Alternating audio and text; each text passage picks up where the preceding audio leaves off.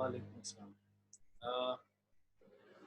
हमारा आज का lecture it's 9th of the series और ये बेसिकली है इंटरनेशनल ह्यूमैनिटेरियन लॉ के ऊपर। CSS का जो सिलेबस है उसके अंदर point number 6 international humanitarian law, इसमें international non international armed conflicts, combatants and protected persons कौन से होते हैं, protection of wounded, sick and shipwrecked persons, prisoners of war, civilians, limitations क्या है conduct of war पे, means of war और इस तरह की सारी चीजें इसके ऊपर हम लोग डिस्कस करेंगे। अब ये जो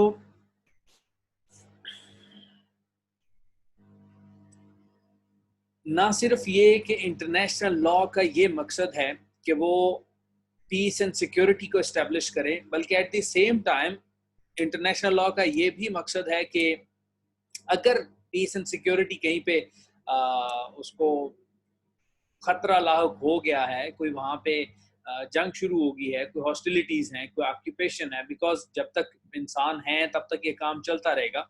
तो ना सिर्फ ये कि ये पीस एंड स्टेबिलिटी को कायम करती है, बल्कि ये कंडक्ट ऑफ वॉर, यानी कि आपने जब भी कॉन्फ्लिक्ट करना है, हॉस्टिलिटीज जब होंगी, उसको भी रेगुलराइज करती है, मतलब उसमें भी रूल्स एंड रेगुलेशंस बताता है इंटरनेशनल लॉ। इसमें डिफरेंट प्रिंसिपल्स हैं, जैसे प्रिजनर्स ऑफ वॉर को कैसे ट्रीट किया जाएगा, अगर कहीं पे ऑक्यूपेशन होगी है वहाँ पे आप सिविलियंस को कैसे डील करेंगे, जो बीमार होंगे या वुंडेड पर्सनल होंगे, जो लोग एक्टिवली इन्वॉल्व होंगे, उनको कैसे आपने डील करना है, वॉरफेयर में कौन कौन से मेथड्स आपने नहीं अपनाने, क्या क्या काम आपने नहीं करने, और अगर कभी भी कॉन्फ्लिक्ट कोई क्रिएट होता है तो उसमें आपने ह्यूमन राइट्स की सिचुएशन को कैसे डील करना है। बेसिकली इनिशियली सबसे स्टार्ट में इसको कहा जाता था द लॉ ऑफ वॉर, उसके बाद इसको कहा गया the laws of armed conflict, और अब मोस्ट रिसेंटली इसको इंटरनेशनल ह्यूमैनिटेरियन लॉ कहा जाता है। डिफरेंट इंटरनेशनल कन्वेंशन से ये डिराइव हुआ, मतलब डिफरेंट ऑर्गेनाइजेशंस के बीच में, स्टेट्स के बीच में जो आपस में डील्स हुई, आपस में उनके मामला तय पाए गए, उसके थ्रू इसको एक्सट्रैक्ट आउट किया गया। कुछ वहाँ से मुकम्मल चीज़ें उठा ली गई, कुछ वहाँ से पार्ट्स उठा लिए गए, जो कस्टमरी इंटरनेशनल लॉ के रूल्स थे वहाँ से लिए गए। तो international law can be considered, ये जो इंटरनेशनल ह्यूमैनिटेरियन लॉ है, this can be considered as one of the most highly codified parts of international law, मतलब जहाँ पे बाकायदा ईच एंड एवरीथिंग को कोडिफाई किया गया है, सारी चीजें, शिक्के और इस तरह के बाकायदा उसको रिफॉर्म फॉर्म में बताया गया है। समटाइम्स ऐसा होता है कि कस्टमरी लॉज के ऊपर कुछ खास पर्टिकुलर सिचुएशंस होती हैं, वहां पे कस्टमरी लॉज के ऊपर रिलाई करना पड़ता है। आज की सिचुएशन में जो अभी है, इसमें ये ऐसा मामलात, इतनी कन्वर्जेंस होती जा रही है कि किसी जगह पे ऐसे मामलात भी पैदा होते हैं जहाँ पे इंटरनेशनल ह्यूमैनिटेरियन लॉ और इंटरनेशनल ह्यूमन राइट्स लॉ, हालांकि दोनों डिफरेंट चीजें हैं, ये दोनों कई जगह ऐसी भी होती हैं जहां पे ये दोनों मर्ज कर जाते हैं। ये तो हो गया इसका इंट्रोडक्शन। अब ये जो इंटरनेशनल ह्यूमैनिटेरियन लॉ है, इसका स्कोप क्या है, मतलब कहाँ कहाँ पे इसका दायरा इख्तियार क्या है, कहाँ कहाँ पे इसको अप्लाई किया जा सकता है। बहुत सारे पर्सन्स हैं, वाइड रेंज ऑफ पर्सन्स हैं जिनकी प्रोटेक्शन के लिए इस लॉ को एक्सटेंड किया जा सकता है, लेकिन बेसिक डिस्टिंक्शन उसमें कायम की जा सकती है कम्बेटेंट्स के बीच में, मतलब जो एक्टिवली इन्वॉल्व होंगे लड़ाई के लिए खुद से, जिनके पास असला होगा, और वो जो एक्चुअल हॉस्टिलिटीज में इन्वॉल्व नहीं है, वो सिविलियंस भी हो सकते हैं, वो ऑक्यूपाइड लोग भी हो सकते हैं, वो कोई भी हो सकते हैं। जो common article 2 of Geneva convention है, वो क्या कहता है, वो कहता है कि this convention shall apply to all cases of declared war, जहां पे वॉर डिक्लेयर की जाएगी, और any other armed conflict which may arise between 2 और more of the high contracting parties, मतलब स्टेट्स हों, ये नहीं कि दो इंडिविजुअल आपस में लड़ पड़े या 15-20 लोग लड़ पड़े, या किसी शहर के अंदर कोई ये एथनिक कॉन्फ्लिक्ट अराइज कर गया या कुछ इस तरह का, तो वहां पे आप इंटरनेशनल ह्यूमैनिटेरियन लॉ को ले आएंगे, ऐसा नहीं है। बेसिकली हाई कॉन्ट्रैक्टिंग पार्टीज होनी चाहिए, जो स्टेट्स हो सकती हैं, बेलिग्रेंट्स हो सकते हैं, बड़ी बड़ी मिलिशियाज हो सकती हैं, वो आपस में जब आर्म्ड कॉन्फ्लिक्ट में आएंगी तो वहां पे चाहे वहां पे स्टेट ऑफ वॉर डिक्लेयर की जाए, रिकॉग्नाइज की जाए या नहीं की जाए। फिर ऐसे इलाकों पर जहां पे पार्शियल या टोटल ऑक्यूपेशन आ जाए टेरिटरी के ऊपर, कोई एक स्टेट या कोई एक हाई कॉन्ट्रैक्टिंग पार्टी, कोई मिलिशिया उसके ऊपर ऑक्यूपेशन कर ले, और इवन ये भी हो सकता है कि ऑक्यूपाई किया गया और उसको कोई रेजिस्टेंस भी नहीं की गई, मतलब वहां पे जो लोकल पॉपुलेशन थी उसने उसको रेजिस्ट भी नहीं किया, स्टिल वहां पे इंटरनेशनल ह्यूमैनिटेरियन लॉ एप्लीकेबल होगा। यहां तक समझ आ गई?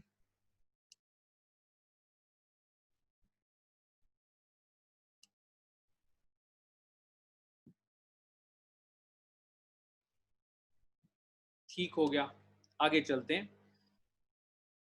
अब हम वो बारी बारी सारी चीजें डिस्कस करते हैं जहां पे इंटरनेशनल ह्यूमैनिटेरियन लॉ जिन जिन लोगों को डील करता है, जिन जिन लोगों के ऊपर एप्लीकेबल है। सबसे पहले हैं द वुंडेड एंड सिक, वो लोग जो जख्मी हो जाएं और वो लोग जो बीमार हो जाएं। The first Geneva convention concerns the wounded and sick on land, जमीन के ऊपर, हम समंदर की भी बात नहीं कर रहे। जो फर्स्ट इसकी शिक है वो कहती है कि जमीन के ऊपर, खुश्की के ऊपर जहां पे वुंडेड और सिक होंगे उनको ये डील करेगा। आर्म्ड फोर्सेस, ऑर्गेनाइज्ड मिलिशियाज, ऐसे लोग जो ऑथराइज थे, जो जंग लड़ने के लिए बाकायदा आए थे, they shall be respected and protected in all circumstances. Wounded और सिक की बात हो रही है, ये नहीं कि जो भी आप पे हमला कर रहा है उसको आपने रिस्पेक्ट देनी है और उसको आपने प्रोटेक्शन देनी है। जो वुंडेड और सिक होंगे, they are to be treated humanely by the party to the conflict in whose part they have fallen on a non-discriminatory basis। जिसके हत्थे वो चढ़ गए, मतलब अपनी स्टेट में होंगे तो वो तो ऑब्वियसली उनको प्रोटेक्ट करेंगे, लेकिन अगर दूसरों के, अपने एनिमीज के हत्थे लग गए तो फिर उनको वो ह्यूमेनली ट्रीट करेंगे, नॉन डिस्क्रिमिनेटरी बेसिस पे, और उनकी जिंदगियों को महफूज रखा जाएगा, और any violence against them is strictly prohibited. उनको टॉर्चर नहीं किया जा सकता, उनके ऊपर बायोलॉजिकल एक्सपेरिमेंटेशन नहीं की जा सकती, उनके ऊपर ऐसा नहीं किया जा सकता कि आप जानबूझकर उनको मेडिकल असिस्टेंस और केयर ना दें जब उनको जरूरत हो। जो वुंडेड और सिक होंगे बेलिग्रेंट्स की तरफ से, they are to be treated as prisoners of war. जैसे प्रिजनर्स ऑफ वॉर को डील किया जाता है, वो अगला पॉइंट हम उसी पे डिस्कस करेंगे, वैसे ही इनको भी डील किया जाएगा। जो पार्टीज टू कॉन्फ्लिक्ट हैं, मतलब जिनके हाथे वो लोग चढ़े हैं, वो लोग ये मेक श्योर करेंगे कि उनकी एडिक्वेट केयर की जा रही है। दोनों पार्टीज ये भी मेक श्योर करेंगी कि जो डेड पर्सन्स हैं उनको भी सर्च आउट किया जाए और उनको डिस्पॉइल होने से बचाया जाए, डिकम्पोज होने से, मतलब ये नहीं कि उनको बस उधर ही छोड़ दें और वो होते रहे, मतलब मुर्दा बॉडी की भी रिस्पेक्ट की जाएगी। जितने भी वुंडेड और सिक लोग होंगे, जो बीमार लोग होंगे, उनको उनकी बाकायदा लिस्ट रिकॉर्ड तैयार किया जाएगा और उनको दूसरी साइड को ट्रांसफर किया जाएगा। मतलब जो एक पार्टी के पास जो दूसरी पार्टी के बंदे हैं वो उनकी लिस्ट बना के बाकायदा उनको सेंड करेंगे कि आपके ये बंदे हमारे पास मौजूद हैं। इसी में जो सेकंड कन्वेंशन है वो डील करता है, उसमें सेम चीजें, सारी सेम रूल्स एंड रेगुलेशंस हैं, इसी तरह की केयर है, लेकिन उसमें सिर्फ आर्म्ड फोर्सेस जहां पे जंग लड़ रही होंगी सी में, समंदर में, यानी कि नेवीज जो आपस में लड़ रही होंगी, वहां उसमें उसको डील किया जाता है। फर्स्ट में लैंड के ऊपर और सेकंड में सीज में। आगे आता है prisoners of war. Third Geneva convention 1949 में हुआ, it is concerned with prisoners of war, और इसमें बहुत सारी ऐसे कॉम्प्रिहेंसिव कोड है जिसमें आप ह्यूमेन ट्रीटमेंट देंगे in all kind of circumstances.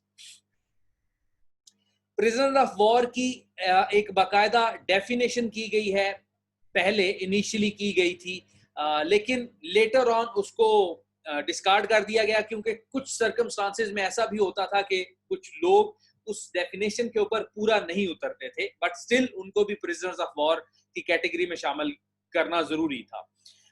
जो डेफिनेशन की गई थी वो ये थी कि belonging to a party to the conflict providing the following conditions are fulfilled. Number 1, they are being commanded by a person responsible for his subordinates, मतलब बाकायदा एक हायरार्की होगी, एक सुपीरियर होगा, उसके नीचे इंफीरियर्स होंगे, ये।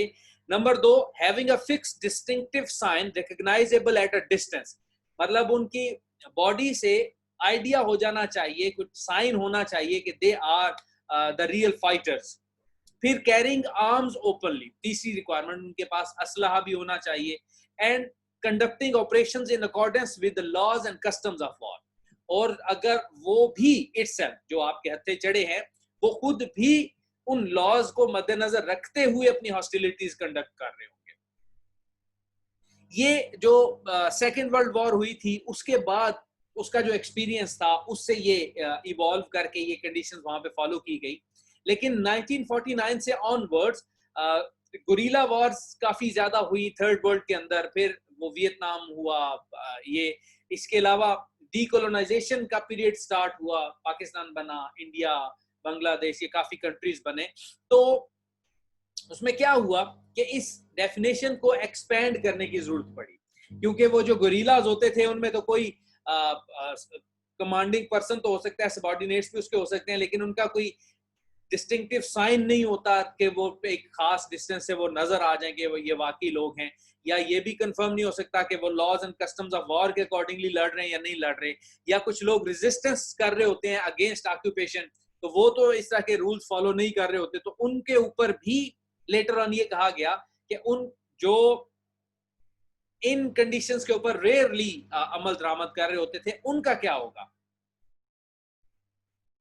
तो उनके बारे में उन्होंने ये कहा कि अगर कोई ऐसे बंदे एनिमीज के हथे लग जाएंगे, such person shall enjoy the protection of the present convention, तो उनको भी यही प्रोटेक्शन हासिल होगी until such time as their status has been determined by a competent tribunal।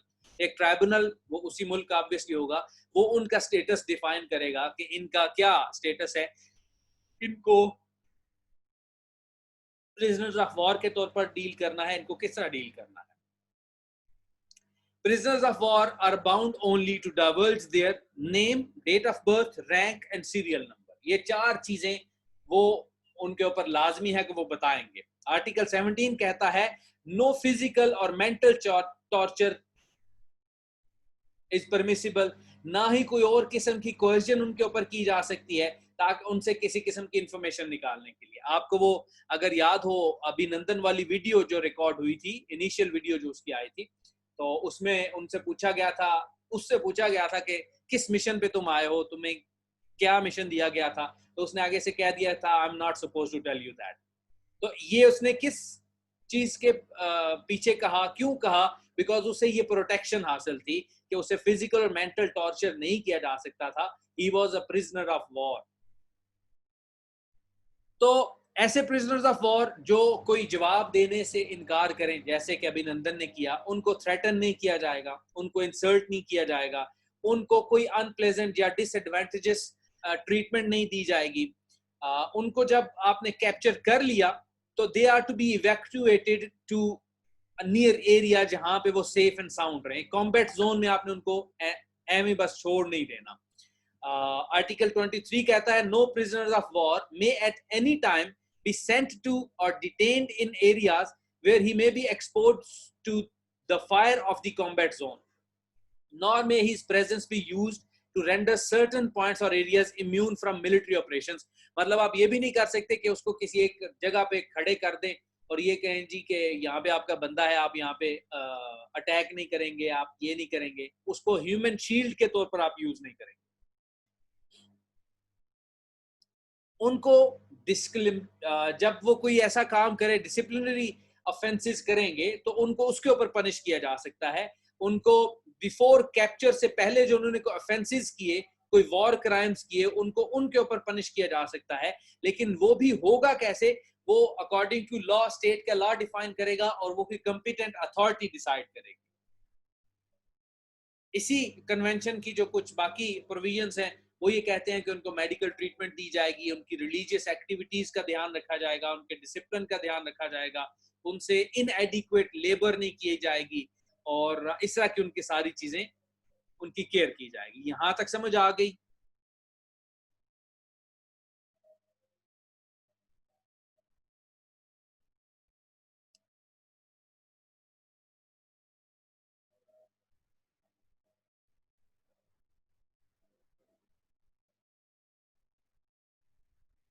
Faizan, गुरीला वार वो होती है जिसमें कोई बाकायदा आप डिफाइन ना करें, जैसे ये हमारे नहीं करते टीटीपी वाले, मतलब आप कहीं से किसी वक्त भी किसी जगह पे भी 2-4 बंदे भेज के वहां पे अटैक करवाएं और वहां से फिर उनको भगवा दें या फिदाइन भिजवा दें, इसको गुरीला वारफेयर कहते हैं। आओ हमला करो और भाग जाओ। अच्छा, इसके बाद आता है protection of civilians and what is occupation. Occupation क्या होगी? जो फोर्थ जिनेवा कन्वेंशन है, ये हम तरतीब से पढ़ रहे हैं, 1 2 3, अब फोर्थ पे हम लोग आ गए, is concerned with the protection of civilians in the time of Wars and builds upon the Hague regulations. ये जो जिनेवा कन्वेंशन था प्री 1949 के रूल्स की ही ये एक्सटेंशन थी। आर्टिकल 4 ये कहता है वो लोग who at a given moment or in any manner whatsoever find themselves in case of a conflict or occupation in the hands of a party to the conflict or occupying power of which they are not nationals। मतलब जंग हो गई और फर्ज करें मेरे area में जंग हो गई और यहाँ पे उसे किसी ने ऑक्युपाई कर लिया या मैं दुश्मन के हथे लग गया, तो मुझे जो प्रोटेक्शन होगी वो प्रोटेक्शन ऑफ सिविलियन वाली दी जाएगी। ये कन्वेंशन उसी वक्त इट कम्स इनटू ऑपरेशन जब आउटब्रेक ऑफ हॉस्टिलिटीज जब वो स्टार्ट हो जाती है, जैसे ही आपके आपस में कॉन्फ्लिक्ट स्टार्ट होगा फौरन ये कन्वेंशन एप्लीकेबल हो जाएगा। या अगर किसी ने ऑक्युपाई कर लिया कुछ एक एरिया तो उसके ऑक्यूपेशन से ही ये स्टार्ट हो जाएगा और जब मिलिट्री ऑपरेशन खत्म होंगे तो वहां पे जाके ये एंड होगा। ये जो फोर्थ कन्वेंशन है इसमें highly developed set of rules हैं जिसमें सिविलियंस को प्रोटेक्ट किया जाएगा, उनकी पर्सनैलिटी, उनका ऑनर, उनकी रिलीजियस प्रैक्टिसेस, उनको टॉर्चर नहीं किया जाएगा, उनके ऊपर कोई डिग्रेडिंग ट्रीटमेंट नहीं उसकी की जाएगी, उनको इनह्यूमेनली डील नहीं किया जाएगा, उनको हॉस्टेज के तौर पर नहीं रखा जाएगा, उनको रेप्राइजल के तौर पर किसी अपने साथी के बदले के तौर पर उनको कत्ल नहीं किया जाएगा। वो The military occupation of enemy territory is termed belligerent occupation। मतलब अगर फर्ज करें पाकिस्तान या इंडिया पाकिस्तान के किसी एरिया के ऊपर कब्जा करता है तो इसको belligerent occupation कहा जाएगा। और इंटरनेशनल लॉ जो है वो एक लीगल फ्रेमवर्क देता है जिसमें लीगल रिलेशनशिप डिफाइन किए जाते हैं ऑक्युपायर के और ऑक्युपाइड के। जिनके ऊपर ऑक्यूपेशन हुई वहां पे जो सिविलियंस हैं उनके बीच में और जिन्होंने ऑक्यूपेशन की उनके बीच में जो लीगल रिलेशंस हैं वो डिफाइन करता है।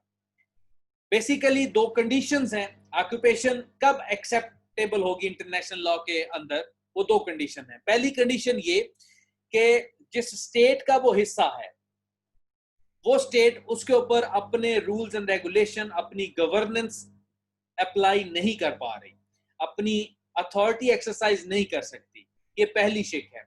और दूसरी शिक ये है कि जो दूसरी बेलिगरेंट स्टेट है उसकी अथॉरिटी वो वहां पे एक्सरसाइज कर रही है, इस सिचुएशन में उसको ऑक्युपाइड टेरिटरी कहा जाएगा। और occupation will cease as soon as the occupying force is forced out of evacuated or evacuates the area। अगर वो ऑक्युपाइंग फोर्स को वहां से निकाल दिया गया, जो एक एस्टेब्लिश्ड टेरिटरी है पाकिस्तान की वो पाकिस्तानी टेरिटरी ही रहेगी। इंडिया अगर उसके ऊपर कब्जा भी करता है तो वो ऑक्यूपेशन तस्वर की जाएगी, वो इंडिया की टेरिटरी नहीं बन सकती। तो जब भी इंडिया वहां से निकल जाएगा या उसको निकाला जाएगा तब वो वापस पाकिस्तान की टेरिटरी काउंट होगी। ये जो ट्रेडिशनल रूल्स हैं ह्यूमैनिटेरियन लॉ के, उसके साथ साथ इंटरनेशनल ह्यूमन राइट्स लॉ भी ऑक्यूपेशन वाली सिचुएशन में एप्लीकेबल समझे जाते हैं। The International Court of Justice interpreted Article 43 of the Hague Regulations to include the duty to secure respect for the applicable rules of international human rights law and international humanitarian law to protect the inhabitants of the occupied territory against acts of violence and not to tolerate such violence by any third states. मतलब ये international court of justice ने अपनी एक interpretation में बताया हुआ है कि जहां पे ऑक्यूपेशन होगी वहां पे इंटरनेशनल ह्यूमैनिटेरियन लॉ और इंटरनेशनल ह्यूमन राइट्स लॉ दोनों एप्लीकेबल होंगे। ये जो ट्रेडिशनल और पैसिव अप्रोच थी लॉ ऑफ ऑक्यूपेशन के हवाले से, इसके अलावा इससे हटकर सिक्योरिटी काउंसिल ने अपनी करारदाद नंबर 1483, ये बात में मैं आपके साथ व्हाट्सएप ग्रुप में शेयर कर दूंगा, 2003 में वो अडॉप्ट की, जो बेसिकली जब अमेरिकन और कोलिशन मिलिट्री फोर्सेस ने इराक के ऊपर कब्जा किया था, तो उसमें यूके, यूएस और उनके साथ जो बाकी की थी, उनको एक खास किस्म की पावर्स और रिस्पॉन्सिबिलिटीज दी थी इंटरनेशनल लॉ के हवाले से, जो कि according to the laws of occupation थी। उनमें यह था कि ऐसी इराकी पीपल की वेलफेयर को प्रमोट किया जाए इफेक्टिव एडमिनिस्ट्रेशन के थ्रू, कि वो अपने नियर फ्यूचर के अंदर अपना पॉलिटिकल फ्यूचर खुद डिफाइन कर सके और वहां से जल्दी ऑक्यूपेशन खत्म की जाए और वहां पे मतलब जल्दी गवर्नमेंट रिप्रेजेंटेटिव इराक के आ जाए। तो ये है कि जहां पे भी ऑक्यूपेशन हो जाए या जहां पे भी दुश्मन का कब्जा हो जाएगा, वहां पे जो सिविलियंस होंगे, एक तो ऑक्यूपेशन कैसे होगी और जो सिविलियंस होंगे उनको कैसे डील किया जाएगा। यहां तक समझ आ गई?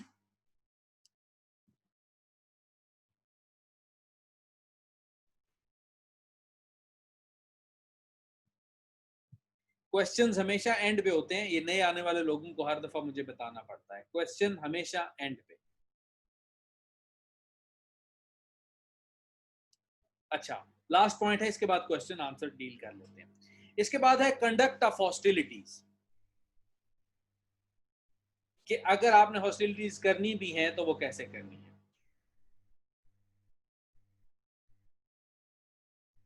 इंटरनेशनल लॉ स्टेट्स को और जो नॉन स्टेट एक्टर्स हैं उनको बाउंड करता है कि वो मिलिट्री ऑपरेशंस जब भी करेंगे वो ह्यूमैनिटेरियन फैशन में करेंगे। लॉ ऑफ हेग एक वो भी इसी लॉ का हिस्सा है। ये क्या कहता है? ये एक डेलिकेट बैलेंस कायम करता है between military necessity and humanitarian consideration.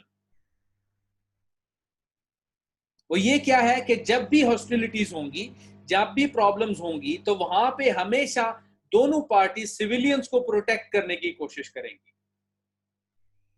जो सिविलियन पॉपुलेशन का जो रूल है, जिसके बारे में हॉस्टिलिटीज जब भी होंगी तो सिविलियन पॉपुलेशन आर्टिकल 48 बताता है, वो क्या बताता है? The parties to the conflict must at all times distinguish between such population and combatants and between civilian and military objectives and must direct their operations only against military objectives. जब भी hostilities होंगी तो civilians और military में पहले distinction कायम होगी कि ये एरिया सिविलियंस का है, ये एरिया मिलिट्री का है, और जो भी ऑपरेशन होगा वो सिर्फ मिलिट्री बेस्ड एरियाज में होगा।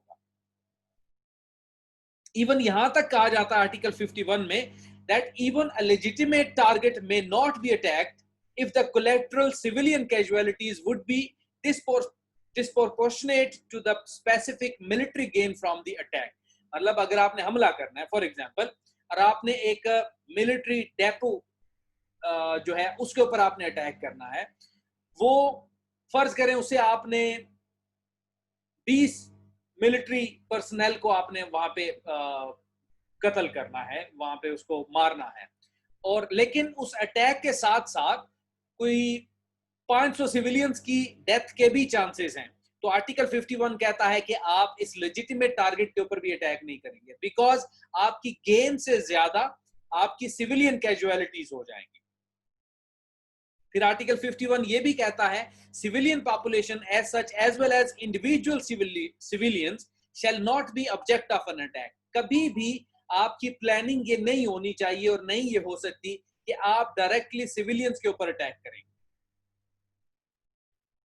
Acts or threats of violence, the primary purpose of which is to spread terror among the civilian population, are prohibited. कोई भी ऐसा काम जहां पे आप सिविलियंस को डराने की कोशिश करेंगे वो भी प्रोहिबिटेड है। इनडिस्क्रिमिनेट अटैक्स आर प्रोहिबिटेड, मतलब कि बस आप एम ही गन खोल दें और आपने बस फायरिंग करनी शुरू कर दी विदाउट इवन थिंकिंग के सामने सिविलियंस हैं या मिलिट्री पर्सनल हैं या जो भी। Article 57 provides that in the conduct of military operations, constant care shall be taken to spare the civilian population, civilians and civilian objects.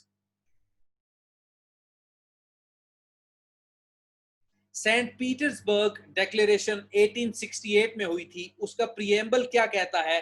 Banning explosives और inflammatory projectiles below 400 grams in weight emphasizes that the only legitimate object which states should endeavor to accomplish during war is to weaken the military forces of the enemy. यही legitimate objective आपका हो सकता है, इसके अलावा कोई भी नहीं हो सकता। While Article 48 of Protocol 1 provides that a distinction must at all times be drawn between civilians and combatants. ये था बेसिकली इंटरनेशनल ह्यूमैनिटेरियन लॉ। इसको हमने डिस्कस कर लिया। अब इसके रिलेटेड आपका कोई क्वेश्चन है तो वो आप पूछ सकते हैं। मैं रिकॉर्डिंग बंद कर दूं।